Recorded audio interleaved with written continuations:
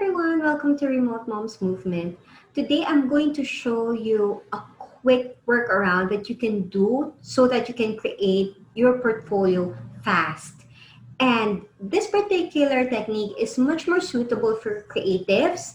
Now, if you're more on the technical or an admin service provider, I did create a portfolio tutorial and I'll be putting the link down to the description so you can just check that.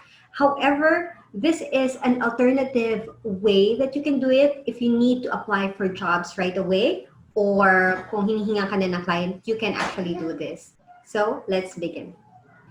Okay, to start, go to your Chrome and then punta ka sa Drive. So again, you can click on this icon and then go to Drive. And then from here, you create a new folder. Then you can name it whatever you like.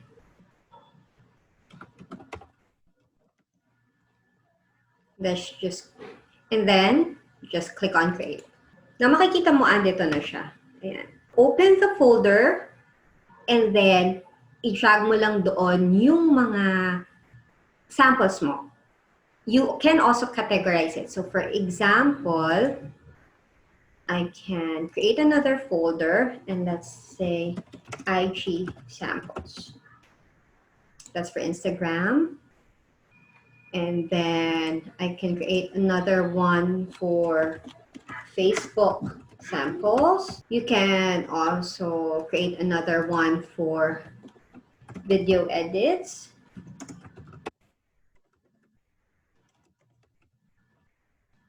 It's all up to you. It depends on the samples that you wanted to share. So once you've created a folder for your categories, open it, and then you can just drag the files for your samples, and makikita mo dito, ina-upload na siya.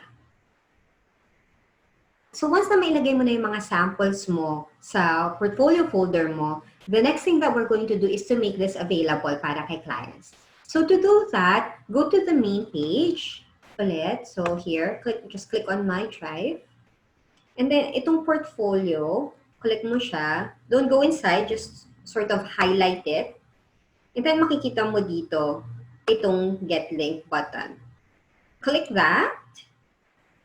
So it's up to you kung ano yung restrictions na gusto mong gawin.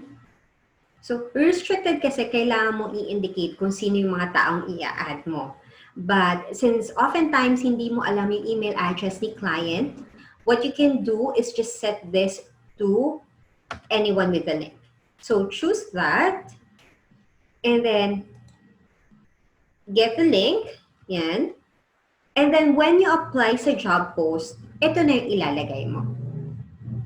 So that's it. It's very simple, very easy. That's a trick that you can do, and you can use it for your onlinejobs.ph for cover letter or sa LinkedIn or wherever. So you can just direct them to your portfolio folder, and they can check your samples for you.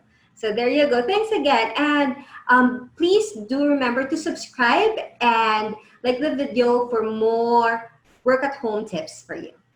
Thank you.